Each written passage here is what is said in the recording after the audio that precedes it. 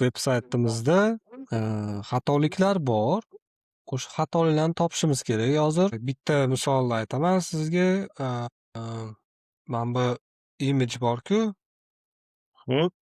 imageni tagida divga on click berilgan. Bu ishlaydi, rashiga ishlaydi, lekin bunda xatolik bor. Xatolik shundaki, button bo'lishi kerak bu narsa. Agar siz knopka ishlatmoqchi bo'lsangiz, buttonni ichiga qilish Bo'ldi, kerak. Shunaqa. tushundim. Accessibility nimadir deb uni esim kelmadi. Accessibility deydi. Accessibility'da. Xo'p, bittasi bor, keyin yana shunaqa xatoliklar bor, o'shalarni topish kerak.